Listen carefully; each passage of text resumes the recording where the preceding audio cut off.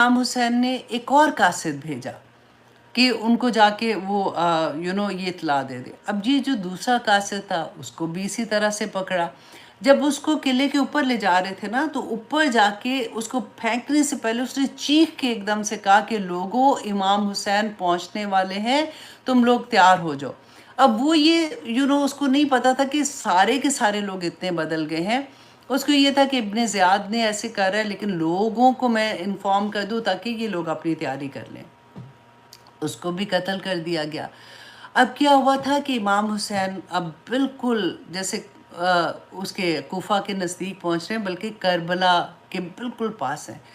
तो उनको वो जो आदमी था इब्ने अशर, जो उनको पकड़ने आया था मुस्लिम बिन अकील को, और इब्ने अशर ने ही वादा किया था कि ठीक है, मैं आपका पैगाम जो है वो इमाम हुसैन को दे पहुंचा दूंगा। तो इब्ने अशर का जो कासिद है वो इमाम हुसैन को मिला। वो निकला वहाँ से किसी भी बहाने से, और उसने जाके जब उनको मुस्लिम बिन अकील का बताया कि उनको कत्ल कर दिया गया है, लोगों को इस तरह से डरा धमका के, और ये सिचुएशन हो गई है, और लोगों को रास्ते से हटा दिया गया है, और अब कोई वहाँ पे ऐसा नहीं है जो आपका साथ देगा। अल्लाह अकबर। इमाम हुसैन को पता चल गया कि ये तो सारी बाजी ही उलट गई है। अब इमाम हुसैन चाह रहे थे कि वो वापस चले जाए, लेकिन मुस्लिम बिन अकील के बेटे और उनके भाई वो भी इमाम हुसैन के साथ थे, क्योंकि वो अहले बैत में से थे। तो उन्होंने ये कहा कि नहीं, हम अब वापस नहीं जाएंगे, हम अपने भाई और अपने बाप का बदला लेंगे। और इमाम हुसैन ने जब उनको समझाया तो उन्होंने कहा कि नहीं, आप चलें उधर, क्योंकि ऐसा नहीं हो सकता। कोफा के लोग जो हैं, जब वो आपको देखेंगे तो वो कभी भी वापस ऐसा नहीं कर सकते हैं। इंशाल्लाह आप फिक्र नहीं करें, वहाँ पे सब आपका साथ देंगे। अल्लाह अकबर। अब इमाम हुसैन आते हैं, आगे थोड़ा आते हैं, अब वो काफ़िला आगे आ रहा है। अब करबला के मैदान में इमाम हुसैन अपने खैमे लगाते हैं, और ये बात है 3 हिजरी की, और बाज़ किताबों में ये 2 हिजरी का वाक़या आता है, और बाज़ में ये 3 हिजरी का आता है। अब जैसे ही इमाम हुसैन उधर पहुंचते, अपना काफ़िला लगाते हैं। अच्छा, इब्ने ज़ियाद ने जैसे उसको मुस्लिम बिन अकील का ये पता चला सब कुछ, इसने उसी वक्त ना एक बंदा भेजा यजीद के पास कि मुझे आर्मी चाहिए, इमाम हुसैन ऐसे आ रहे हैं और उनके अगेंस्ट मुझे लगता है कि कोई हो सकता है, कोई बड़ा वाक़या भी हो जाए, तो मुझे हेल्प चाहिए। क्योंकि जब इसको भेजा था तो 17 लोग थे इसके साथ, अभी तक कोई आर्मी नहीं थी। अच्छा, वहाँ पे क्या था कि एक पूरी आर्मी जो थी, अब इसके आर्मी के ना नंबर ऑफ पीपल भी डिफरेंट किताबों में है। जो मैंने लिया था वो 4000 के करीब थे, जो कि किसी और जगह पे जंग के लिए जा रहे थे। उनको बिल्कुल नहीं पता था कि यहाँ पे इमाम हुसैन के साथ क्या होने वाला है, और हमें किस मिशन के लिए आगे भेज रहे हैं, क्योंकि वो तो किसी और मुल्क की जंग के लिए जा रहे थे ना। इनकी तो होती थी जंगें। अब यजीद ने उनको ये हुक्म दिया कि तुम लोग यहाँ से कोफा की तरफ जाओ और इब्ने ज़ियाद को मिलो, इब्ने ज़ियाद तुम्हें बताएंगे कि आगे क्या करना है। अच्छा, अब आर्मी जो थी वो सारी की सारी जो है वो कोफा की तरफ आती है। इब्ने ज़ियाद को जब मिलते हैं, इब्ने ज़ियाद, अब उस आर्मी का जो गवर्नर था ना, सॉरी, आर्मी का, अल्लाह अकबर, में कमांडर था, वो था अमर बिन साद बिन वकास। अमर बिन साद बिन वकास। और साद बिन वकास वो सहाबी थे जो बहुत जिनका नाम था, जिन्होंने रसूलुल्लाह सल्लल्लाहु अलैहि वसल्लम से मोहब्बत की इंतहा, जैसे कहते हैं ना, उस तरह से थी, और इतनी मोहब्बत करते थे रसूलुल्लाह सल्लल्लाहु अलैहि वसल्लम से, लेकिन वो फौत हो चुके हुए थे। ये उनके बेटे थे। इन्होंने, अब इनका मकसद नहीं था, लेकिन क्योंकि अब ये कमांडर भी थे आर्मी के, इनको जैसे हुक्म अब मिला, अब ये इनको जब अब आगे जाके इंशाल्लाह मैं वो थोड़ा सा आपको बताऊंगी। इन्होंने क्या किया कि इन्होंने हज़रत हुसैन को मैसेज किया कि आप 3 सॉरी, 3 ज़िलहज्जा की बात मैं आपको बता रही हूँ ना, मुहर्रम की 3 की, सॉरी। तो इमाम हुसैन को मैसेज भेजा कि आप यहाँ पे क्यों आए हैं, आपका मकसद क्या है यहाँ पे आने का। امام حسین نے کہا، پیغام دیا کہ میں یہاں پہ انہی لوگوں کے بلانے کی وجہ سے آیا ہوں، اور اتنے دیکھیں یہ انہوں نے مجھے خط بھیجے، اتنے پیغام بھیجے، تو انہوں نے مجھے اپنے لیے بلایا تھا، تو انہی کی وجہ سے میں یہاں پہ آئی ہوں۔ اب اگر یہ بدل گئے ہیں تو میں واپس چلا جاتا ہوں، مجھے آپ واپس جانے دیں، کیونکہ یہ لوگ جو ہیں یہ اگر یہ بدل گئے ہیں تو مجھے بھی ان کی ہیلپ کرنے کی ضرورت نہیں ہے۔ اچھا، اس نے عمر بن سعد جو تھے، ملٹری کمانڈر جو تھے، اس نے یہ پیغام، اب یہ کیونکہ بات کہاں پہ ہو رہی ہے؟ کربلا میں، اس نے یہ پیغام کوفہ میں بھیجا ابن زیاد کو۔ ابن زیاد کتنے سال کا ہے؟ 28 سال کا۔ اللہ اکبر، اس کو پیغام بھیجا، ہی واز ویری ایروگینٹ۔ اس نے کہا کہ نہیں، بالکل بھی نہیں، یا تو ان کو کہو کہ بیعت کریں گے، یا پھر میں ان کو ایسے واپس نہیں جانے دوں گا۔ اور اس کے بعد انہوں نے جب پیغام لے کے امام حسین کو یہ پیغام دیا، امام حسین سیڈ کہ میں 3 چیزیں آپ لوگوں کے سامنے رکھتا ہوں۔ نمبر 1 یہ کہ آپ مجھے واپس جانے دیں، میں کوئی مطلب لڑائی نہیں کرنا چاہتا ہوں، میں کچھ نہیں کرنا چاہ رہا ہوں، میں اس مقصد کے لیے آیا بھی نہیں ہوں، میں واپس چلا جاتا ہوں۔ اگر تم مجھے واپس مکہ نہیں جانے دیتے ہو تو نمبر 2 کہ مجھے یزید کے پاس لے جاؤ، میں یزید سے جا کے خود بات کرنا چاہتا ہوں کہ جو بھی ان کے اپنے کنسرن تھے۔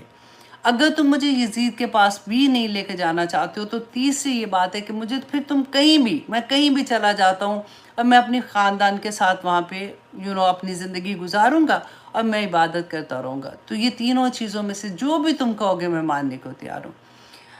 اللہ اکبر۔ کہتے ہیں عمر بن سعد جو ہے نا وہ خوش ہو گئے اس بات سے، انہوں نے کہا کہ چلو یہ معاملہ یہاں پہ ختم ہو جائے گا۔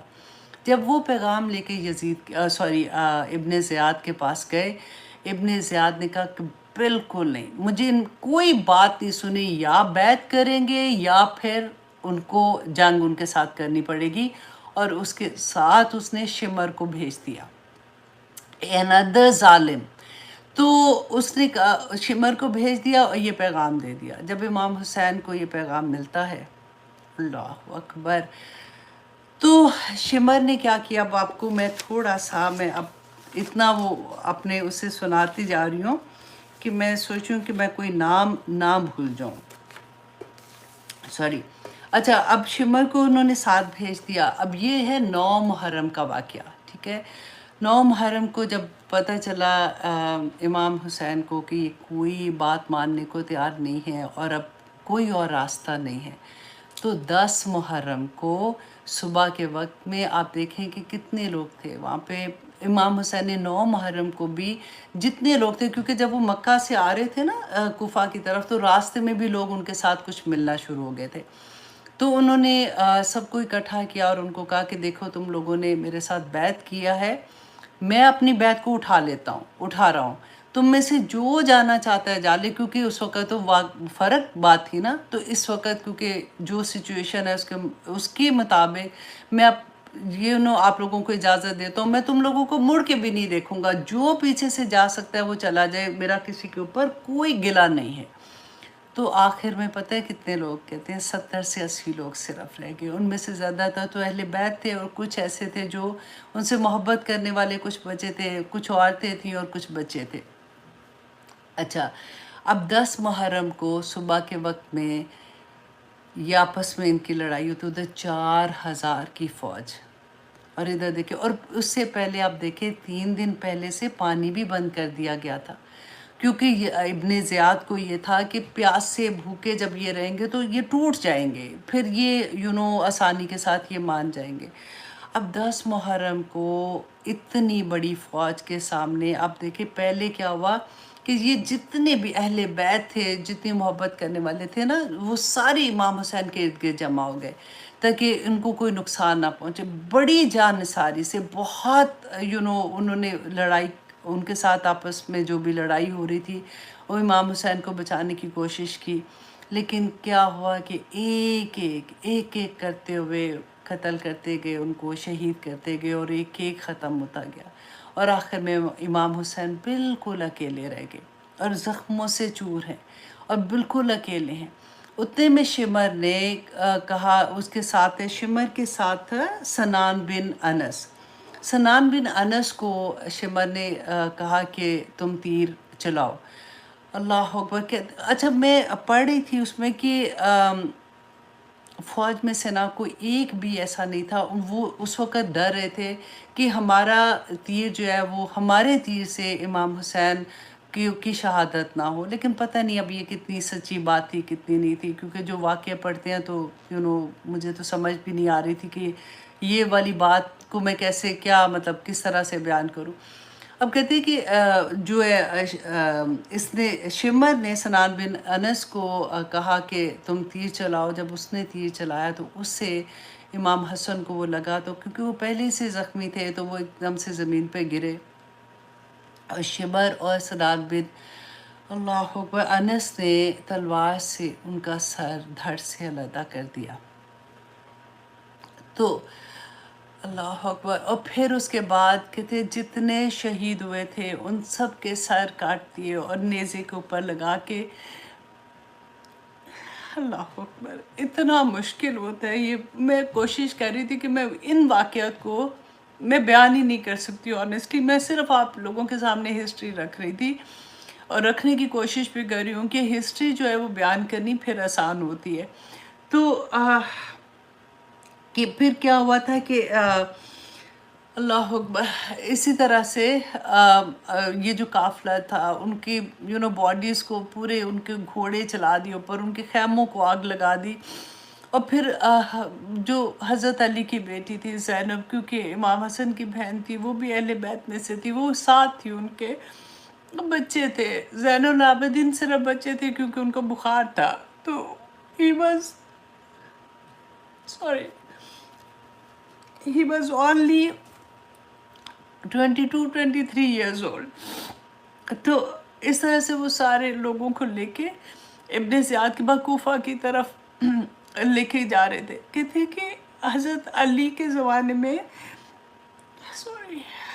حضرت علی جب کوفہ آئے تھے پہلی دفعہ، گورنر تھے نا، کوفہ آئے تھے خلیفہ بن کے، تو اللہ اکبر حضرت زینب کو ایسے ویلکم کیا تھا۔ وہ شہزادی تھی نا کیونکہ خلیفہ کی بیٹی تھی، اور یہی لوگ تھے جنہوں نے ان کو اتنی عزت، اتنے پیار، اتنے احترام سے رکھا، اور یہ قرآن بھی پڑھاتی تھیں، جب وہ فارغ وقت میں ہوتی تھیں تو وہ ایسے لوگوں کو قرآن کی تعلیم بھی دیا کرتی تھی۔ اور وہی زینب تھی اس وقت کہ کپڑے ان کے کہتے ہیں برا حال ان کا بھوک پیاس کے ساتھ، اور اس طرح سے جب ان کے قافلہ لے کے گئے ہیں اس کے ساتھ زین العابدین نے، اور باقی پورے جو صاحب اہل بیت تھے ان کے سر جو ہے وہ نیزوں پہ لے کے وہ ابن زیاد کے پاس گئے۔ ابن زیاد نے جیسے ہی دیکھا اس کی خوشی کی کوئی انتہا نہ رہی، اس کے ہاتھ میں کوئی سٹک تھی، اس کے ساتھ وہ امام حسن کے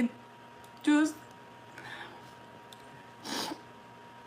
امام حسن کا جو سر کٹا ہوا تھا وہ تشت میں، مطلب ایک جیسے ہوتا ہے نا بڑی سی پلیٹ، اس کے اندر تھا رکھا ہوا تھا، تو اپنی سٹک سے نا اس کی بے حرمتی کر رہے تھے۔ تو کہتے ہیں کہ ادھر اللہ اکبر ادھر ایک صحابی رسول تھے، 2 ڈیفرنٹ نام آتے ہیں، ڈز ناٹ میٹر۔ کہتے ہیں وہ انہوں نے جب دیکھا وہ بوڑھے ہو چکے تھے، ان کو وہ غصے سے لرز اٹھے، انہوں نے کہا کہ تم کیا کر رہے ہو؟ یہ میں نے اپنی آنکھوں سے رسول اللہ صلی اللہ علیہ وسلم کو ان کے ہونٹوں سے کو چومتے ہوئے دیکھا ہے، تم ایسے نہیں کرو۔ تو کہتے ہیں اس نے کہا کہ اگر اے بوڑھے اگر تو چپ نہیں ہوا تو میں تجھے بھی قتل کر دوں گا۔ اور وہ غصے سے نکلے اور انہوں نے نکلتے نکلتے بولتے جا رہے تھے، کوفہ والوں تم نے اچھا نہیں کیا، تم نے رسول اللہ صلی اللہ علیہ وسلم کے پھولوں کو قتل کروا دیا، تم نے اچھا نہیں کیا۔ اب یہاں پہ جیسے اب یہاں پہ تھوڑا سا بریک دوسری طرف لے کے میں آپ کو جاتی ہوں کہ کیا ہوا تھا کہ جیسے ہی یہ واقعہ پیش آیا اس کے بعد تو ڈیفینیٹلی یہ پورا قافلہ جو ہے اس کو یزید کے پاس بھیجا گیا۔ اب مکہ اور مدینہ میں لوگوں کو یہ خبر پہنچتی ہے۔ اب دیکھیں کہتے ام سلمہ کو جیسے یہ خبر پہنچی تو اتنا وہ روئی، اور انہوں نے کہا کہ اللہ لعنت کرے ظالموں پر۔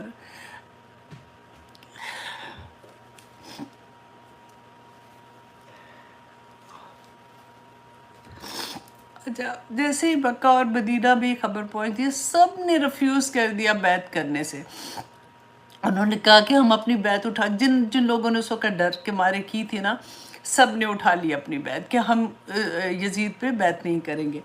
اب جیسے یزید کو پتہ چلا اس بات کا کہ سب نے مدینہ اور مکہ میں ایسے ہوا ہے، اس نے کیا کیا، پوری ایک آرمی وہاں پہ بھیجی۔ آپ کبھی پڑھ کے دیکھیے گا آنیسٹلی، واقعہ ہررا، اس کو آپ پڑھ کے دیکھیے گا، اگر آپ کو کے پاس یاسر قادی کی بھی اگر آپ سن سکتے ہیں نا سپیچ، تو آپ وہ بھی سن کے دیکھیے گا، کیونکہ اس نے سیرہ میں بہت پیارا بیان کیا ہے۔ کہتے ہیں واقعہ ہرا جو ہے، اللہ اکبر، روح کانپ جاتی ہے۔ ایک طرف یہ امام حسین کی شہادت، دوسری طرف اب کیا تھا کہ یزید نے وہاں پہ کئی لوگ دیکھیں، میں جب پڑھ رہی تھی نا تو کئی لوگ ایسے ہیں جو کہتے ہیں کہ نہیں، یزید جو تھا نا، اب ایون ہمارے سنی مسلمانوں میں بھی نا کچھ کہتے ہیں کہ نہیں، یزید جو تھا یہ بہت پائس تھا، اس کا کوئی قصور نہیں تھا، کچھ کہتے ہیں نہیں اس کا قصور تھا، یہ ڈفرینٹ تھا۔ میں کہتی ہوں کہ اگر تم کربلا کے واقعوں کو کہتے ہو اس کا کوئی قصور نہیں تھا، تو پھر یہاں پہ آپ دیکھیں واقعہ ہرا پڑھ کے دیکھو کہ اس میں پھر کس کا قصور تھا کہ 3 دن مدینہ کو اس نے حلال کروا دیا۔ ساری فوج جو تھی وہ مسلمان فوج تھی، ساری کی ساری فوج جب مدینہ میں داخل ہوئی، کہتے ہیں ایک ایک صحابی کو پکڑ کے قتل کیا گیا، اور صحابیات جو تھی وہاں پہ ان کے ساتھ جو ان کی بے حرمتی کی گئی، وہ لفظ میرے منہ سے نہیں نکلتے کہ ان کے ساتھ کیا کیا ان لوگوں نے۔ اور مدینہ میں مسجد نبوی میں انہوں نے اپنے گھوڑے باندھے جو وہاں پہ پیشاب پلید کرتے رہے اور اس کو ناپاک کرتے رہے، اس جگہ کو خراب کرتے رہے۔ تو اتنے دن وہاں پہ اس نے ظلم کیا۔ اس کے بعد جو مکہ میں 4 سال کے بعد، اس کے بعد جب اس کو پتہ چلا، کیونکہ مکہ میں کس کی حکومت تھی، عبداللہ بن زبیر کی تھی، وہ وہاں پہ ان کی سارے لوگ انہی پہ ان کے ہاتھ پہ بیعت کیے ہوئے تھے۔ اب اس کے بعد انہوں نے اس کو بھیجا ان کو مکہ کی طرف۔ اچھا، مکہ میں کیا ہوا کہ یزید کی تو حکومت بہت تھوڑی دیری رہی نا، تو یہ اس کا بالکل آخری وقت کا واقعہ ہے کہ انہوں نے باہر سے منجین ہوتا ہے نا، بڑے بڑے جیسے توپ جیسے ہوتے ہیں، تو وہ پھینکتے تھے خانہ کعبہ کے اندر، اور خانہ کعبہ کی دیوار بھی انہوں نے زخمی کر دی، اور اس کے بعد انہوں نے خانہ کعبہ کا غلاف جو ہے اس کو آگ لگا دی۔ اللہ اکبر، مطلب جب وہ پھینکتے تھے منجین تو اس سے آگ لگ گئی۔ جیسے ابھی یہ لڑائی ختم نہیں ہوئی تھی، کیونکہ تو پتہ چلا کہ یزید مر گیا ہے، تو یہ آرمی جو ہے یہ وہاں سے واپس چلی گئی، اور کوئی فیصلہ ایسا نہیں ہوا۔ عبداللہ بن زبیر سٹل 9 سال اس کے بعد بھی وہاں پہ وہ حکمرانی کرتے رہے اسی طرح سے، مطلب ان کو وہ وہاں کا انتظام انہی کے ہاتھ میں تھا۔ پھر 9 سال کے بعد کیا ہوا، میں آپ کو، اللہ اکبر،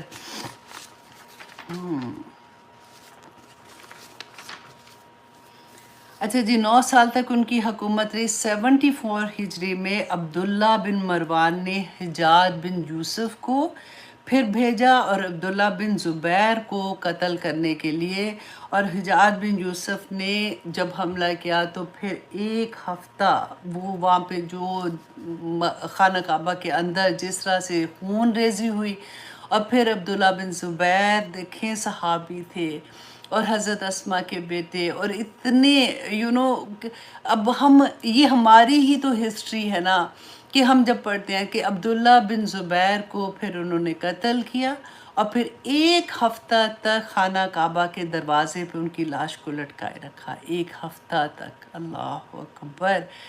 تو یہ ایسے جب ہم ہسٹری پڑھتے ہیں نا تو پھر سوچتے ہیں کہ ہمیں اس سے کیا سبق ملا۔ ہم نے تو، ہمارے پاس تو اتنی چیزیں ہیں کہ ابھی بھی اگر آج بھی ہم اس سے سبق نہ لیں تو پھر ہم کدھر جائیں گے؟ دیکھیے، وہی بات ہے کہ سب کچھ ہوتا رہا، یہ ہمیں واقعہ کیوں بتایا جا رہا ہے، ہمیں کیوں پڑھنے کو بتایا جاتا ہے؟ کیونکہ ہم اسے سبق سیکھیں۔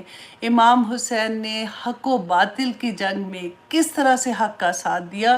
انہوں نے اپنے، وہ ہم نے پڑھا تھا نا، ان اللہ اشتری من المؤمنین انفسہم واموالہم بان لہم الجنہ، کہ اللہ سبحانہ تعالیٰ نے مومن کی جان اور مال خرید لیا، کس کے عوض خریدا تھا؟ جنت کے عوض۔ امام حسین دیکھیے رسول اللہ صلی اللہ علیہ وسلم کی وہ حدیث بھی یاد کرے کہ جب آپ برائی کو دیکھو تو اس کو ہاتھ سے روکو، نہیں تو اس کو زبان سے روکو، اگر وہ نہیں کر سکتے تو دل سے روکو، اور وہ کمزور ترین حالت ہے۔ اب امام حسین تو کوئی چھوٹے لیول پہ آ کے نہیں نہ روک سکتے تھے، انہوں نے یہ کر کے دکھایا کہ حق کا ساتھ دینا ہے اور حق کا ساتھ دیں گے۔ اور آپ دیکھیں ابن زیاد کا پھر کیا ہوا تھا 7 سال کے بعد، ابن زیاد کو اسی طرح سے 10 محرم کو اسی طرح سے اس کو قتل کیا گیا تھا۔ اسی طرح ابراہیم جو تھے اس نے اس کو قتل کیا، اور اس کا سر جو تھا وہ مختار کے سامنے پیش کیا گیا تھا۔ اور ہوا کیا تھا کہ کہتے ہیں کہ سارے لوگوں کو اسی طرح سے بٹھایا، کیونکہ انہوں نے اس وقت یہ سوچا کہ ہم نے اب ایک ایک سے بدلہ لینا ہے، جنہوں نے امام حسین کو قتل کیا تھا، جنہوں نے ان کو شہادت دی تھی، ان سے ہم نے بدلہ لینا ہے۔ تو ایک ایک بندے کو پکڑ پکڑ کے انہوں نے پھر مارا بھی۔ اب یہاں پہ ایک اور بات جو میں ہسٹری میں اب میں پہلے سے اس کو تھوڑا سا آگے لے گئی تھی، کہ ہوا کیا کہ پھر 4 سال کے بعد کوفہ کے لوگوں کو یہ بیچ بیچ میں احساس ہونا شروع ہوا کہ ہم نے اپنا وعدہ پورا نہیں کیا، ہم سے یہ غلطی ہوئی ہے، اور اگر ہم ان کے لیے کھڑے رہتے تو پھر یہ واقعہ پیش نہیں آتا، کیونکہ ہم نے ہی ان کو بلایا تھا امام حسین کو۔ تو انہوں نے پھر ان کا ایک گروپ بنا تھا جو توابین کے نام سے تھا، اور توابین جو تھے نا، یہ وہ لوگ تھے، انہوں نے کہا کہ اب ہم امام حسین کی شہادت کا بدلہ لیں گے، لیکن ابن زیاد کی وجہ سے ان کے سامنے وہ کھڑے نہیں ہو سکے، اور وہ اس طرح سے ان کو کامیابی اس میں نہیں ملی تھی۔ لیکن جب یہ گروپ نکلا سیریا کی طرف جانے کے لیے، ابن زیاد سے بدلہ لینے کے لیے، تو راستے میں جب کہتے ہیں کہ یہ کربلا سے گزرے تھے، تو یہ ان کو اتنا دکھ تھا اس بات کا کہ یہ پھر کربلا میں ایک دن رہے، اور وہاں پہ یہ روتے رہے، نوحہ پڑھتے رہے، پیٹتے رہے، اور اپنے آپ کو ان کی یاد میں وہ قصے بیان کرتے رہے۔ تو وہ اسی بات کو لے کے وہ کہتے ہیں کہ پھر ہر سال پھر یہی ایک رسم ان کی چلتی رہی کہ وہ 10 محرم کو وہاں پہ جاتے تھے، اور وہ روتے تھے، اور وہ اس طرح سے امام حسین کے ساتھ جو انہوں نے وعدہ خلافی کی اس کو یاد کرتے تھے اور روتے تھے۔ یہ بھی ایک پوائنٹ تھا جو میرا میں آپ لوگوں کے سامنے شیئر کرنا چاہ رہی تھی۔ دیکھیں ہسٹری جو ہے نا وہ ڈیفرنٹ طرح سے، میں نے ایک چیز اور بھی دیکھی، ایک زمانے میں میں انڈیا گئی تھی، تو وہاں پر جب میری کسی سے ملاقات ہو رہی تھی، وہ بھی ان کو بھی ہسٹری کا بڑا شوق تھا، تو وی ور ٹاکنگ اباؤٹ کہ پاکستان انڈیا کیسے بنا تھا، اور ہسٹری تھوڑی سی جیسے مجھے بھی شوق تھا، میں بھی اسی طرح سے ان سے بات کر رہی تھی۔ And first time I was amazed کہ وہ جو واقعہ بتا رہے ہیں، نہیں نہیں نہیں نہیں ایسے نہیں، ایسے ہوا تھا، وہ مجھے کہ نہیں نہیں نہیں نہیں ایسے نہیں، ایسے ہوا تھا۔ تو ان کی ہسٹری جو تھی، جو ان کے پاس پہنچی ہے، تو ڈیفینیٹلی وہ ان کے حق میں تھی، جو ہمارے پاس ہسٹری تھی وہ ہمارے حق میں تھی۔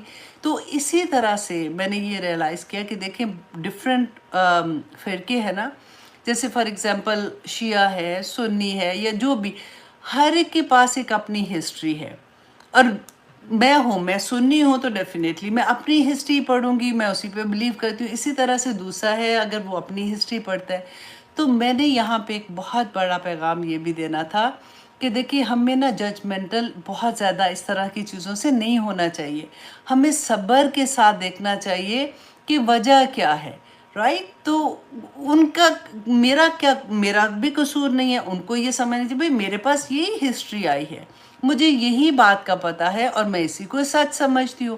ان کے پاس وہی ہسٹری ہے، وہ اسی کو سچ سمجھتے ہیں اور وہ اسی پہ عمل کر رہے ہیں۔ لیکن اللہ سبحانہ تعالیٰ سے دعا کرنی چاہیے کہ ہمیں اس سے سبق کیا ملا۔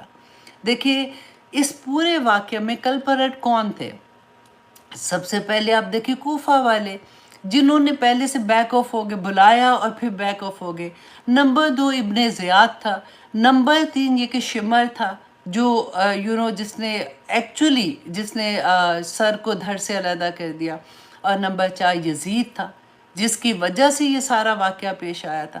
اور ہم پھر یہ کہیں کہ نہیں جی یہ ایسے نہیں ہے، آج بھی مسلمانوں میں بہت سے لوگ ہیں جو یہ اس بات پہ لڑائی باقاعدہ کرتے ہیں کہ نہیں وہ ایسے نہیں تھے، وہ ایسے نہیں تھے۔ میں کہتی ہوں کیا ہو گیا ہے، کچھ تو کوئی ہسٹری کا کوئی ایک بھی پوائنٹ اٹھا لو، اور کچھ نہیں سوچو، چلو ادھر آپ لوگ پھر بھی یہ کہہ دیتے ہو کہ نہیں نہیں یہ غلط لکھا گیا، یہ آپ کو نہیں پتا، تو واقعہ حرا میں کیا غلط لکھا گیا تھا؟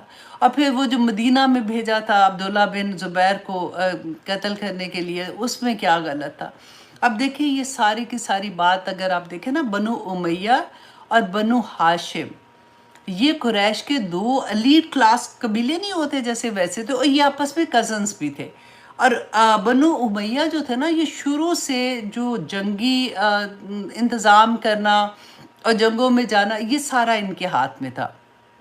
اور بنو ہاشم جو تھے نا، جو رسول اللہ کا قبیلہ تھا، بنو ہاشم جو تھے نا، یہ شروع سے ہی مور انٹو، وہ کہنا چاہیے نا پائسٹ قسم کے، اور پھر خانہ کعبہ کے متولی، ابھی اسلام نہیں آیا اس سے پہلے کی میں بات بتا رہی ہوں، خانہ کعبہ کے متولی تھے، جو حج کے لیے لوگ آتے تھے ان کی خدمت کرنا، ان کو پانی پلانا، اور وہ ساری چیزیں، خانہ کعبہ کی چابی، یہ سارے کے سارے بنو ہاشم اور دوسری طرف وہ تھے۔ اور شروع سے ان میں راولری چل رہی تھی، تھوڑی نہ بات ان کی آپس میں کھٹ پٹ چلتی رہتی تھی۔ اور وہ چلتے چلتے اب زین العابدین، جب آپ دیکھیں کہ کوفہ والوں نے 122 ہجری، 122 ہجری، یہ کربلا کب ہوا ہے؟ 61 ہجری کا پہلے ہی مہینہ تھا نا، محرم۔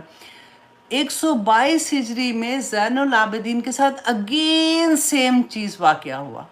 زین العابدین کو بھی انہوں نے ایسے خط لکھے، ان کو بلایا، وہ مدینہ میں تھے، ان کو بلایا کہ نہیں آپ آ جائیں، ہم آپ کے ساتھ ہیں، ہم آپ کے ساتھ لڑیں گے، مل کے دوسروں کے ساتھ لڑیں گے، ایمان بھی دے دیں گے، ہدایت بھی دے دیں گے، اور وہ راستہ بھی آسان کر دیں گے انشاءاللہ۔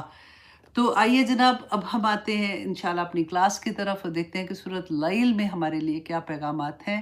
اعوذ باللہ من الشیطان الرجیم، بسم اللہ الرحمن الرحیم۔ سورۃ لیل جو ہے یہ مکی دور کی سورہ ہے، اس میں 21 آیات ہیں اور اس کا ایک رکوع ہے۔ اب یہ دیکھیے کہ یہ سورہ بھی اللہ سبحانہ تعالیٰ نے اسی طرح سے، جیسے ہم نے پہلی سورہ میں، اس سے پہلے ہم نے جو سورہ شمس تھی، اس میں اللہ سبحانہ تعالیٰ نے 7 قسمیں کھائی تھی۔ اب اس میں آپ دیکھیے کہ اگین اس سورہ کا آغاز جو ہو رہا ہے وہ قسموں سے ہو رہا ہے، اور اللہ سبحانہ تعالیٰ نے، اب ایک نشانی بھی یاد رکھیے گا کہ کوئی بھی سورہ کا آغاز جو قسم سے ہوتا ہے نا، وہ مکی دور کی سورہ ہوتی ہے، وہ مدنی دور کی سورہ نہیں ہوتی ہے۔ تو اب یہاں پہ اللہ سبحانہ تعالیٰ نے اگین کیا کہا کہ وَاللَّيْلِ إِذَا يَغْشَى، اور قسم ہے رات کی جب وہ چھا جاتی ہے، وَالنَّهَارِ إِذَا تَجَلَّى، اور دن کی قسم جب وہ روشن ہو جاتی ہے۔ اب دیکھیں دن اور رات بالکل ایک دوسرے سے مختلف ہے۔ اب اللہ سبحانہ تعالیٰ کی یہ دونوں مخلوق ہیں، ہر چیز اللہ کی مخلوق ہے نا، دن بھی اللہ کی مخلوق ہے، رات بھی اللہ کی مخلوق ہے۔ اللہ سبحانہ تعالیٰ نے یہ مخلوق کیوں پیدا کی؟ سوچنے کی بات ہے نا، کہ جب ہم دنیا میں، آدم علیہ السلام کو اللہ سبحانہ تعالیٰ نے اس دنیا میں بھیجا تھا، تو آپ دیکھیں کبھی ایسا ہوتا ہے کہ ہم اگر کسی کے ساتھ نہیں ہوا نا، تو ضرور انہوں نے کئی نیوز میں دیکھ لیتے ہیں، کہ کبھی ادھر ادھر دیکھ لیتے ہیں کہ جب ہم سیر کے لیے جاتے ہیں تو ایک ریزورٹ بک کراتے ہیں، تو کہتے ہیں کہ بہت خوبصورت جگہ، یہ دیکھیں یہاں پہ ایسے درخت ہیں، پانی جا رہا ہے، اور ایسا خوبصورت جگہ ہے رہنے کی۔ اب دیکھیں اللہ سبحانہ تعالیٰ نے ہر انسان کے لیے، خواہ وہ محل میں رہتا ہے، خواہ وہ جھونپڑی میں رہتا ہے، لیکن دنیا کو اللہ سبحانہ تعالیٰ نے اس کے لیے ریزورٹ بنا دیا ہے نا۔ کتنی خوبصورت صبح ہوتی ہے۔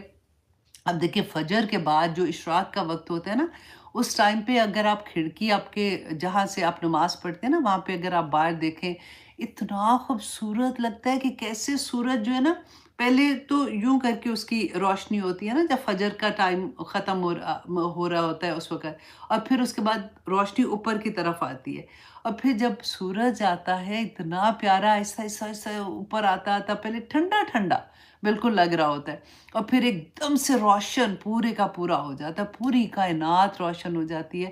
کس کے لیے بنائی ہے؟ میرے اور آپ کے لیے۔ اللہ سبحانہ تعالیٰ نے اس پوری کائنات میں، آپ دیکھیں درخت بنا دیے، پودے پھل بنا دیے، سبزیاں اگا دی، زمین، آسمان، سورج، چاند، ستارے، پانی، ہوائیں، ہر چیز کس کے لیے کر دیے؟ ہمارے لیے کر دیے۔ اللہ سبحانہ تعالیٰ کے لیے ہم اتنے امپورٹنٹ، اشرف المخلوقات میں اللہ سبحانہ تعالیٰ نے ہمیں رکھا کہ اتنے امپورٹنٹ ہیں ہم۔ फिर अल्लाह सुब्हानहू तआला ने कसम खाई है, और कसम मैंने कितनी दफ़ा हमने पढ़ा ना कि क्यों खाते हैं, क्योंकि अल्लाह सुब्हानहू तआला किसी चीज़ की अज़मत बयान करते हैं। तो जब जब भी अल्लाह सुब्हानहू तआला ने किसी चीज़ की कसम खाते हैं ना, उस पे ज़रूर तदब्बर किया करें। देखिए रोशनी की बात है ना अगर, तो हमारे इख्तियार में क्या होता है, हमने तो एक शादी हॉल बुक कराना होता है ना, तो आप देखें कि एक हॉल को रोशन करने के लिए कितने बल्ब लगाए जाते हैं, कितनी लाइटें लगाई जाती हैं, और फिर उसके बाद जो बिल आता है बिजली का बिल, अल्लाह माफ़ करे, तो वो एक 3-4 घंटे के फंक्शन में हमें क्या करना पड़ता है। यहाँ पे अल्लाह सुब्हानहू तआला पूरी कायनात को रोशन कर देते हैं। अल्लाह अकबर! अल्लाह सुब्हानहू तआला का इतना बड़ा एहसान है। और रात होती है तो अल्लाह सुब्हानहू तआला हमारे लिए, कि अब हमें हमें सोने की ज़रूरत है। अब हम देखें जब किसी चोर को मार पड़ती है ना, सज़ा होती है, तो कहते हैं कि उसको पहले अच्छे से खाना खिलाते हैं और फिर उसको सोने नहीं देते। वो जैसे उसको नींद आती है, क्योंकि कितनी देर जाग सकता है, एक दिन जाग लेगा, अगले दिन तो नींद आनी ही आनी है। फिर वो उसको उठाए रखते हैं, ये उसकी सज़ा होती है कि उसको नींद नहीं आएगी, फिर वो उसको मारती है और उस वक़्त उसे उगलवाते हैं वो बात जो उसने उसका जो भी जुर्म होता है। तो ये देखिए अल्लाह सुब्हानहू तआला तो पूरी कायनात को सुला देते हैं कि मेरे बंदे ने सोना है, क्योंकि हमारी बॉडी इटसेल्फ जो अंदर हमारा डॉक्टर काम कर रहा होता है ना, उसको उसकी क्लींजिंग होनी होती है। तो अल्लाह सुब्हानहू तआला उस वक़्त सबको सुला देती है। सुबह हमारे सारे जो सेल्स, वेस्ट सेल्स होते हैं, वो सारे एक जगह पे जमा हो जाते हैं और नए सेल हमारे रिजुविनेट हो जाते हैं, और फिर हम अगला दिन शुरू करते हैं। अब दिन जब शुरू होता है, आप देखिए सारे परिंदे भी अपने अपने ग्रुप्स में निकल रहे होते हैं, इतने प्यारे लगते हैं। इसी तरह से इंसानों के लिए भी फिर वो अपनी ज़िंदगी के लिए माश तलाश करने के लिए निकलता है। तो अल्लाह सुब्हानहू तआला ने इन दो चीज़ों की कसम खा के फिर कहा, वमा खलका, और उसकी कसम जिसने पैदा किया, अज़्ज़कर वल उन्सा, कि आदमी नर और मादा, मतलब आदमी और औरत को पैदा किया। तो अब यहाँ पे देखिए कि ऑपोजिट की बात हो रही है ना। अब सूरज है, चांद है, अब कभी ऐसा हुआ कि चांद ने कहा, आज कोई नहीं, मैं तो तंग आ गया हूँ, जब से दुनिया बनी है मुझे रात ही को क्यों निकलना है, मैं आज दिन को निकलना है। और सूरज ने कभी नहीं कहा, मुझे क्यों तपाया हुआ है, मैं दिन के वक्त निकलता हूँ, मैंने आज ठंडा ठंडा रात को निकलना है। नहीं होता ना। ये भी तो अल्लाह की मखलूक है। ये भी तो जिस मकसद के लिए जिस तरह से पैदा किया अल्लाह सुब्हानहू तआला के, वैसे काम करें। दिन और रात को आप देख लें, एक आदमी और औरत एक ऐसे हैं जो आपस में लड़ते ही रहेंगे कि नहीं, मैं तो मुझे क्यों ऐसे कह रहे हैं, मुझे वो औरत कार्ड हम खेलना शुरू हो जाते हैं। अल्लाह सुब्हानहू तआला ने आदमी और औरत को तक़वे के लिहाज से, जब अजर की बात आती है तो एक बराबर है, कोई फ़र्क नहीं है। अल्लाह सुब्हानहू तआला ने कुरान पाक में बता दिया कि जब वो क़यामत के दिन अपने अमाल लेके आएँगे, तो जो उनका तक़वा का लेवल है, वो उसी लिहाज से उनकी नेकियाँ, ये नहीं कि आदमी की नेकी बड़ी होगी, औरत की नेकी छोटी होगी, एक जैसी नेकियाँ तो लेंगी। लेकिन दुनिया में जैसे अल्लाह सुब्हानहू तआला ने रात और दिन का बताया ना, उनका अपना काम है, उसका अपना काम है, ज़मीन का अपना काम है, आसमान का अपना काम है। इसी तरह से आदमी को अल्लाह सुब्हानहू तआला ने कव्वाम बनाया है। कुरान में बता दिया अल्लाह ने क्यों पैदा किया है, किस मकसद के लिए पैदा किया, पूरे मकसद भी बता दिए। शादी से पहली ज़िंदगी और शादी के बाद की ज़िंदगी के भी मकसद बता दिए। कव्वाम बना दिया आदमी को। औरत को क्या बनाया, औरत तो शहज़ादी की शहज़ादी बना के रख दिया अल्लाह सुब्हानहू तआला ने। देखिए पैदा होते ही पहले बाप उसका हिफाजत करने वाला, चलो जी बैठे बैठाए पैदा हो गई है, अब इसकी हिफाजत इसका बाप करेगा, वो जिम्मेदार है इसका, तुम फिक्र नहीं करो। और फिर उसके भाई, और इतनी उसकी इज्जत होती है बहन, उसके बाद शादी होती है तो खामद को कवाम बना दिया कि इसके सारे खर्चे की जिम्मेदारी तुम्हारी है, ये मोहतरमा अपनी जगह पे बैठी रहेंगी। अब बैठ के फिर बच्चा पैदा करती है तो जन्नत आसमान से उठा के उसके पाँव के नीचे जाहिर कर दी जाती है। अल्लाह अकबर। और फिर देखिए कि उसके बाद क्या होता है, नानी बनती है, दादी बनती है, फिर इज्जतें ही इज्जतें होती हैं। वही औरत होती है जब वो पैदा होता है ना, जब बेटी पैदा होती है तो अल्लाह सुब्हानहू तआला की रहमतें पैदा हो जाती हैं उस घर के अंदर। जब बेटी बाप के घर में आती है तो वही बेटी हज़रत फ़ातिमा रज़ी अल्लाह अन्हा का याद है ना कि रसूल अल्लाह सल्लल्लाहु अलैहि वसल्लम ने जो कपड़ा अपने वो डाला होता था ना, वो उनके लिए बिछा देते थे, उनके एहतराम में खड़े हो जाते थे। इतना इतना मुकाम अल्लाह सुब्हानहू तआला ने दिया है, फिर मुकाबला क्यों करना शुरू हो जाती है। मुझे नहीं समझ आती इस बात की। औरत को अपना मुकाम समझ आ जाए और आदमी को अपना मुकाम। आज प्रॉब्लम क्या हो गया कि दोनों ने अपनी जगह छोड़ दी है, ना वो कवाम रहा, نہ وہ اس طرح کی عورت رہی جیسے اللہ سبحانہ تعالیٰ نے. آپ کھول کے دیکھیے قرآن میں کہ جتنا اللہ سبحانہ تعالیٰ نے اس یونٹ پہ کام کیا نا، ہسبینڈ اینڈ وائف جب وہ پہلی دفعہ اپنا گھر بناتے ہیں، کسی چیز پہ کام نہیں ہوا، کیونکہ یہ وہ یونٹ ہے جس کے بعد نئی نسل نے بڑا ہونا تھا، جس کے بعد نئی نسل کو اللہ سبحانہ تعالیٰ سے ملانا تھا. مقصد ہی فرق ہو گیا نا پھر سارے کا سارا. تو اللہ سبحانہ تعالیٰ نے یہاں پہ جو عورت اور آدمی کو پیدا کیا، ہر ایک اپنا اپنا رول دے کے پیدا کیا ہوا ہے. دیکھیں وہی بات کہ اختلاف ہونا اور بات ہے، مخالفت ہونا اور بات ہے. اختلاف جو ہے نا، رسول اللہ صلی اللہ علیہ وسلم نے فرمایا تھا کہ یہ میری امت پہ رحمت ہے. اختلاف ہونا تو صحابہ میں اختلاف تھا. اب دیکھیے امام، ہم جب پڑھتے ہیں جو کہتے ہیں کہ اچھا تم کون سے مسلک سے ہو، تو اختلاف ہو جاتا ہے ان میں، بہت سے ایسے مسائل ہیں، لیکن مخالفت نہیں ہونی چاہیے. مخالفت انسان کو برباد کر کے رکھ دیتی ہے. اللہ سبحانہ تعالیٰ آگے دیکھیے فرماتے ہیں ان سعیکم لشتیٰ، کہ دیکھو لوگوں تم میں سے بے شک ہر ایک کی کوشش علیحدہ علیحدہ ہے. ہر کوئی اپنی طرح کوشش کر رہا ہے. ہر انسان کو دیکھیں، ہمارے جیسے پور ہے نا، ہر ایک کے جو ہم فنگر پرنٹس کرتے ہیں، باپ کا فنگر پرنٹ بیٹے سے نہیں ملتا، بیٹی کا فنگر پرنٹ ماں سے بھی نہیں ملتا، کسی انسان کا فنگر پرنٹ دوسرے سے نہیں ملتا. رائٹ؟ ہم میں سے ہر کوئی علیحدہ علیحدہ سے اپنا اپنا جواب دہ ہوگا اللہ سبحانہ تعالیٰ کے سامنے. اللہ سبحانہ تعالیٰ نے فرمایا کہ تم میں سے ہر ایک کی کوشش فرق ہے. اب یہ سورہ جو ہے نا، کہتے ہیں یہ حضرت ابو بکر صدیق کے بارے میں نازل ہوئی تھی. کہ ہوا کیا تھا کہ حضرت ابو بکر صدیق جو تھے، کیونکہ مکہ میں ہی تو رہتے تھے، چھوٹا سا تو مکہ ہوتا تھا، سب ایک دوسرے کو تو جانتے تھے. جب اسلام لے کے آئے تو وہ آپس میں، تب تو وہ ان کی دشمنیاں شروع ہو گئیں. جو مشرکین مکہ تھے ان کے آپس میں تو یہ دوستیاں تھیں، خاندان تھے ایک ایک. تو ایک دن حضرت ابو بکر صدیق، کیونکہ یہ بہت امیر تھے، ان کا بزنس تھا، کپڑے کا بزنس کرتے تھے. تو کہتے ہیں کہ جب اسلام لے کے آئے تھے نا، 40,000 درہم تھے ان کے پاس اس وقت. لیکن جس وقت یہ رسول اللہ صلی اللہ علیہ وسلم کے ساتھ ہجرت کرنے کے لیے نکلے نا، تو کچھ ہی تھا ان کے پاس سامان. پورے کا پورا پیسہ انہوں نے اسلام کی جڑوں میں لگا دیا تھا. یہ وہ تھے کہ جن کو دیکھیں، حضرت سب سے پہلے اسلام لانے والی عورتوں میں سے حضرت خدیجہ رضی اللہ عنہ. بچوں میں کون تھا؟ حضرت علی کرم اللہ وجہ. اور جو غلام تھے رسول اللہ صلی اللہ علیہ وسلم، زید بن ثابت تھے، آئی تھنک ثابت، مجھے بھول گیا، زید ان کا نام تھا. وہ اسلام لے کے آئے تھے. اور آدمیوں میں جو سب سے پہلے جو باہر کی جو تھے نا ان کے جاننے والے میں سے سب، جو حضرت ابوبکر صدیق رسول اللہ کے بیسٹ فرینڈ بھی تھے، دوست تھے، سب سے پہلے ایمان جو تھے وہ حضرت ابوبکر صدیق لے کے آئے تھے.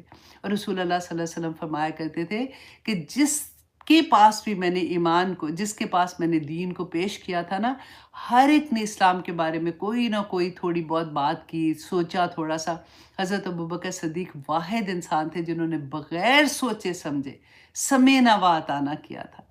اور یہی حضرت ابوبکر صدیق تھے. کہتے ایک دفعہ گزر رہے تھے، دیکھا کہ امیہ بن خلف جو تھے، ان کے غلام تھے بلال رضی اللہ عنہ.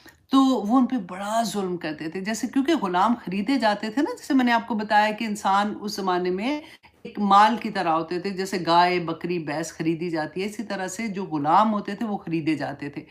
تو حضرت بلال جو تھے وہ ان کے غلام تھے. اب جیسے ہی حضرت بلال نے اسلام قبول کیا تو ان کا جو مالک تھا، اس نے وہ، کیونکہ وہ تو مسلمان نہیں تھا، امیہ بن خلف جو تھا، اس نے ان پہ اتنا ظلم کرنا شروع کر دیا. تو حضرت ابوبکر صدیق گزرے، دیکھا کہ ان کو تپتی ریت پہ لٹایا ہوا ہے، اس کے اوپر بھاری پتھر رکھا ہوا ہے، اس پہ ظلم کیا جا رہا ہے. تو اس کو دیکھ کے امیہ کو کہتے ہیں، امیہ تیرا ستیہ ناس، تو کیوں ایسے کر رہا ہے؟ کیوں؟ صرف اس لیے کہ وہ ایک اللہ کو مانتا ہے. تو امیہ نے کہا کہ اچھا تمہیں اتنی جو محبت آ رہی ہے تو خرید لو تم اس کو. تو حضرت ابوبکر صدیق نے اسے پوچھا کہ اچھا تم کتنے میں اس کو بیچتے ہو؟ تو جو منہ مانگی قیمت تھی نا، حضرت ابوبکر صدیق نے ان کی ادا کی اور حضرت بلال کو آزاد کر کے ان کو آزاد کر دیا. مطلب اپنے پاس غلام نہیں رکھا، ان کو خریدا اور ان کو آزاد کر دیا. تو کہتے ہیں کہ آگے انشاءاللہ ان کے بارے میں آئے گا کہ یہ جو تھا نا، ان سعیکم لشتیٰ، کہ تمہاری سب کی کوششیں علیحدہ علیحدہ، فرق فرق ہے.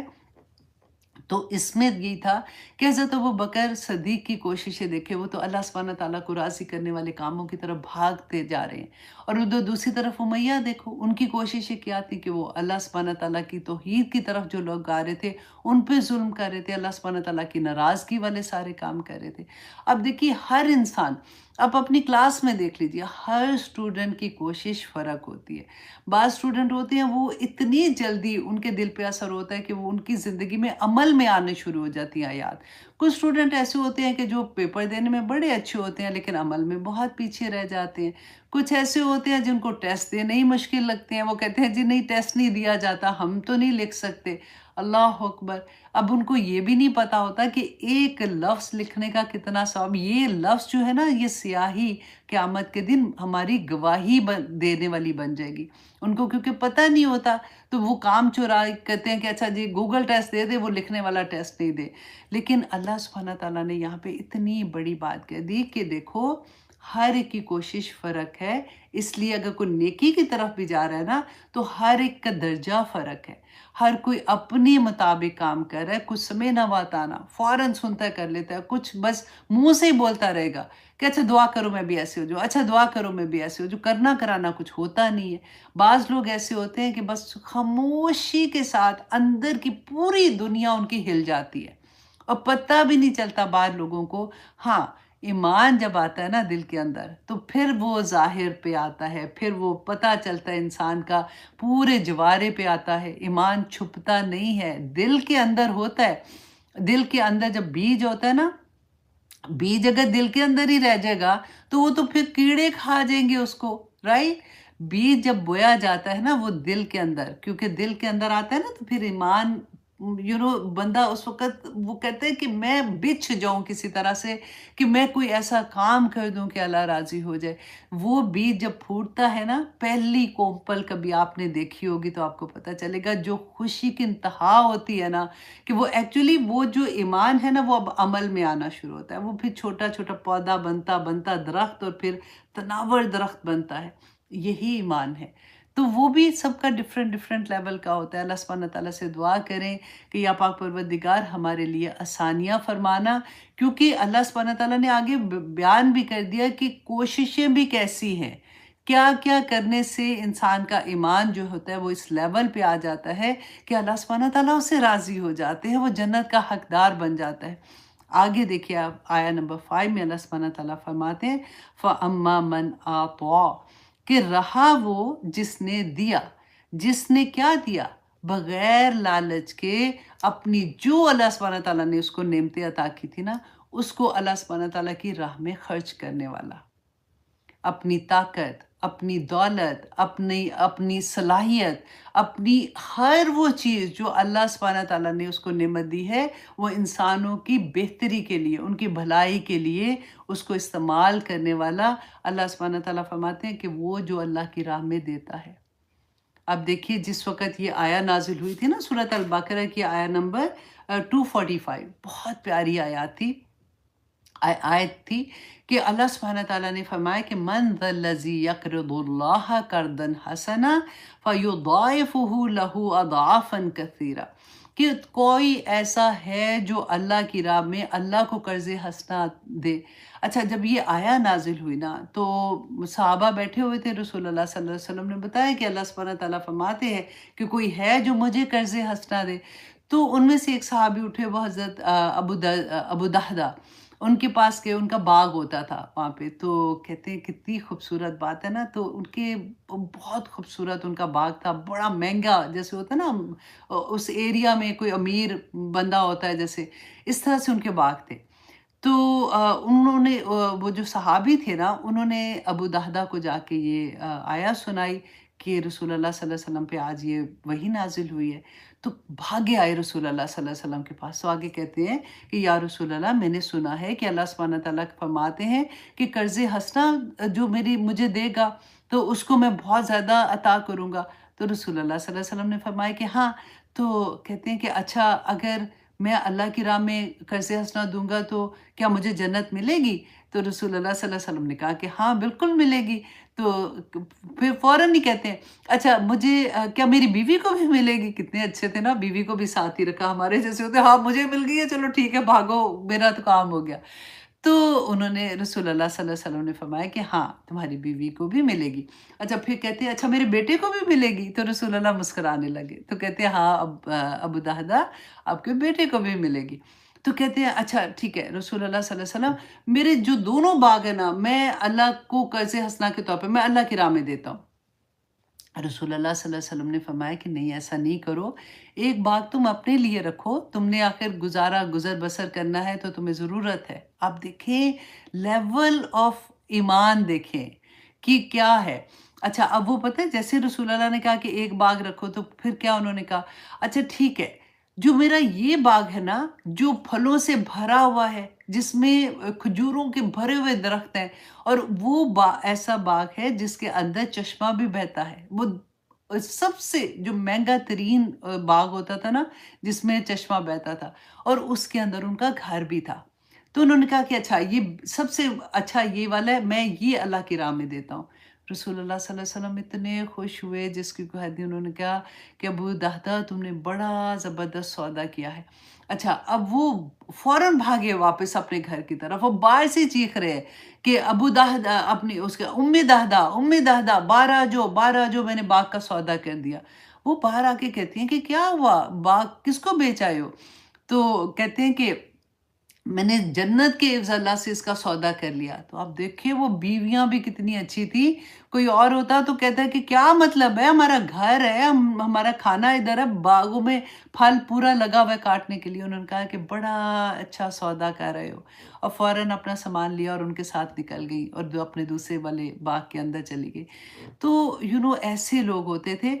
پھر دیکھیے حضرت، میں اس لیے آپ کو یہ سنا رہی ہوں کہ جب دینے کی باری آتی ہے نا تو کئی دفعہ ایسا ہوتا ہے کہ جیسے فار ایگزامپل ہم مسجد میں گئے ہیں تو پھر ہم پتہ ہے کیا ہوتا ہے کہ جو ہماری پرس کے اندر چینج ہوتا ہے نا ہم وہ نکال رہے ہوتے ہیں وہ واپس ڈالنے کے لیے، یا کبھی کسی کو دینا ہوتا ہے، اب یہاں پہ دینے کی باری اپنا آپ دیکھیے سارے کہ ہمارے پاس کیا ہے، اور جب دینے کی باری آتی ہے تو وہ یمنعون الماعون ہو جاتے ہیں کہ برتنے کی معمولی چیز بھی نہیں دیتے ہیں۔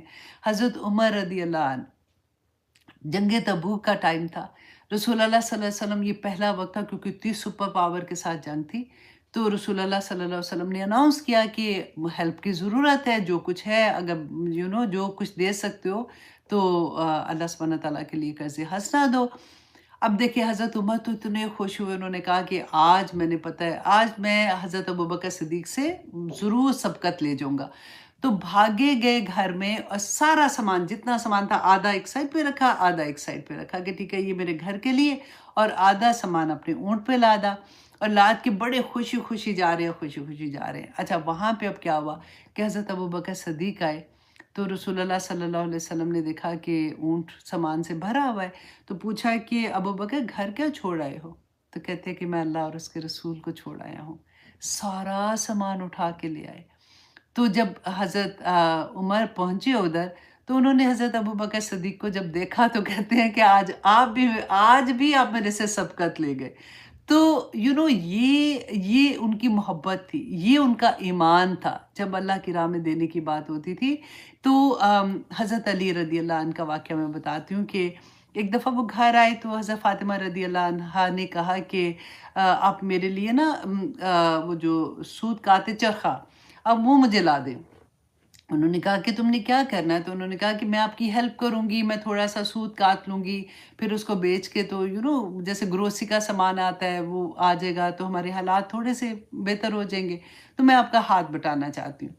تو حضرت علی رضی اللہ عنہ نے کہا کہ تمہارے پاس اتنا وقت ہی کہاں بچتا ہے؟ انہوں نے کہا نہیں میں نکال لوں گی، آپ مجھے لا دیں۔ تو حضرت علی لے آئے، تو کہتے ہیں کہ 4-5 دن ان کو لگے، جتنا بھی سود انہوں نے کہا تھا تو وہ کاٹ کے پھر انہوں نے حضرت علی کو دیا کہ آپ اس کو بیچ دیں۔ تو بیچ آئیں جا کے، جب وہ بیچ کے آئے تو 8 دینار میں وہ جو بھی سود کاتا تھا وہ ان کو 8 دینار ملے۔ جب وہ گھر آئے تو بڑی خوش حضرت فاطمہ رضی اللہ عنہا، تو لسٹ دی کہ اچھا یہ کھانے کی چیزیں ہیں، یہ لے آئیں بچوں، گروسری جیسے ہم لوگ گھروں میں لاتے ہیں کہ یہ ضرورت ہے تو آپ یہ لے آئیں۔ اب حضرت علی نے کہا ٹھیک ہے، لسٹ لی اور وہ چلے گئے بازار میں لینے کے لیے۔ جیسے ہی وہ بازار گئے ہیں، ایک آدمی ان کو ملا اور اس نے کہا کہ میں آپ ہی کی طرف آ رہا تھا، کیونکہ میں اتنا مقروض ہوں اس وقت، اور جس سے میں نے قرض لیا ہے نا، وہ اس وقت مجھے اتنا تنگ کر رہا ہے، اور مجھے یہ پتا تھا کہ اہل بیت کبھی مجھے خالی ہاتھ نہیں لوٹائیں گے۔ اللہ اکبر۔ حضرت علی نے اس سے پوچھا کہ کیا مسئلہ ہے؟ جب اس نے بتایا تو انہوں نے کہا کہ اچھا تمہاری جان چھوٹنے کے لیے ابھی تمہیں کتنے پیسے اتنے چاہیے کہ تمہاری جان چھوٹ جائے؟ تو اس نے پتہ ہے کیا کہا؟ 8 دینار، پورے کے پورے۔ حضرت علی نے وہ 8 کے 8 دینار اس کے ہاتھ میں رکھے اور گھر واپس آئے۔ حضرت فاطمہ رضی اللہ عنہ نے کہا کہ آپ سامان نہیں لے کے آئے؟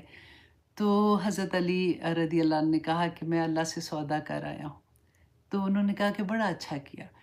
تو یہ حال ہوتا تھا جب اسلام جب آیا نا، ہم اکثر یہ بات کہتے ہیں کہ اچھا اس وقت تو یہ حال تھا، پھر اب یہ کیا ہو گیا؟ تو آج ہم اپنے حالات بھی تو دیکھیں نا، آج ہمارے دینے کی ہماری چاہت بھی تو دیکھیں نا کہ کیسی ہو گئی ہے۔ تو اب اللہ سبحانہ تعالیٰ نے یہاں پہ جو یہ فرمایا کہ فَأَمَّا مَنْ أَعْطَىٰ، وہ جو دیتا ہے، اللہ کی راہ میں خرچ کرتا ہے۔ اب دیکھیے صحابہ اکرام، ان کی چاہت کا کیا لیول تھا کہ جو غریب تھے نا، تھوڑے سے نہیں کر سکتے تھے، تو رسول اللہ صلی اللہ علیہ وسلم کے پاس آئے تو انہوں نے کہا کہ اب اللہ سبحانہ تعالیٰ تو اتنا اجر دے گا، یہ جو امیر لوگ ہیں یہ لوگ تو نیکیوں میں ہم سے زیادہ بڑھ جائیں گے، کیونکہ جہاد میں بھی یہ اتنا اتنا پیسہ دیتے ہیں، یہ لوگ اللہ کی راہ میں بھی اتنا اتنا خرچ کرتے ہیں، تو ان کے تو لیولز اتنے بڑھ جائیں گے، پر ہمارے پاس تو ہے کوئی نہیں ہے، تو اب ہم کیا کریں؟ رسول اللہ صلی اللہ علیہ وسلم نے فرمایا کہ تم فکر نہیں کرو، اچھا میں تمہیں ایک تسبیح بتاتا ہوں، تم جب یہ کرو گے نا تو تمہارا اجر ان سے بھی اوپر چلا جائے گا۔ انہوں نے کہا اچھا وہ کیا؟ تو رسول اللہ نے فرمایا کہ ہر نماز کے بعد 33 ٹائمز سبحان اللہ، 33 ٹائمز الحمدللہ، اور 33 ٹائمز اللہ اکبر، یہ تم نے پڑھتے رہنا اور تمہارے درجے بلند ہو جائیں گے۔ بڑے خوش ہوئے، واپس چلے گئے اور پڑھنا شروع کر دیا۔ تھوڑی دیر کے بعد پھر واپس آئے، کچھ دنوں کے بعد آ کے کہا یا رسول اللہ، وہ جو امیر لوگ ہیں نا ان کو بھی پتہ چل گیا، وہ بھی پڑھنا شروع ہو گیا، اب ہمارا کیا بنے گا؟ تو رسول اللہ صلی اللہ علیہ وسلم نے کہا کہ جو زیادہ پڑھے گا اللہ سبحانہ تعالیٰ اپنی شان کے مطابق اس کو عطا کریں گے۔ تو یہ بہت پیاری حدیث ہوتی ہیں، جب ہم پڑھتے ہیں تو ہماری موٹیویشن بھی اتنی بڑھ جاتی ہے کہ آگے دیکھیے اللہ سبحانہ تعالیٰ نے فرمایا فَأَمَّا مَنْ أَعْطَىٰ، تو وہ رہا وہ جو جس نے اللہ کی راہ میں دیا، وَاتَّقَىٰ، اور اس نے تقوی اختیار کیا، اس نے پرہیزگاری اختیار کی، وہ بچ بچ کے اس دنیا میں چلا۔ آپ کو یاد ہے نا، حضرت عمر نے رضی اللہ عنہ نے پوچھا تھا ایک صحابی سے کہ تقوی کے بارے میں، تو کہ کیا تمہارے خیال میں تقوی کیا ہے؟ تو انہوں نے کہا تھا کہ تم ایسے جیسے دونوں طرف کانٹے دار جھاڑی ہیں اور ایک جگہ سے تم نے گزرنا ہے، اور تم دیکھو تم کیسے گزرو گے؟ تو حضرت عمر نے کہا کہ بچ بچ کے گزروں گا۔ تو انہوں نے کہا بس یہی تقوی ہے، اس دنیا کی زندگی میں جو بچ بچ کے گزرتا ہے، جس کو پتہ ہوتا ہے کہ میں کیا عمل کروں، کیا اس کے ہر عمل پہ اس کی نظر ہوتی ہے، تو وہ انسان کبھی خوار نہیں ہوگا، وہ انسان اللہ سبحانہ تعالیٰ اس سے راضی ہوں گے۔ اب یہ اپنی یاد رکھنا ہے، نمبر 1 کیا تھا؟ عطا جو اللہ کی راہ میں دیتا ہے، نمبر 2 جو اللہ سبحانہ تعالیٰ سے ڈرتا ہے، جو ڈر ڈر کے اس لیے زندگی گزارتا ہے کہ مجھ سے کوئی گناہ نہ ہو جائے۔ یہ وہ ڈرنا نہیں ہے ہائے ہائے، وہ کہتے ہیں کہ ڈرنے کی کیا بات ہے، سارا وہ ڈرتے رہتے، وہ نہیں ہے کہ کہیں میرے کسی عمل سے میرا اللہ، میرا رب جو ہے مجھ سے ناراض نہ ہو جائے۔ یہ وہ شخص ہے جو آدھی آدھی رات کو اٹھ کے بھی روتا ہے کہ یا پاک پروردگار مجھ سے راضی ہو جانا۔ تو وہ اللہ سبحانہ تعالیٰ فرماتے ہیں وَصَدَّقَ بِالْحُسْنَى، اور جس نے تصدیق کی بھلائی کی۔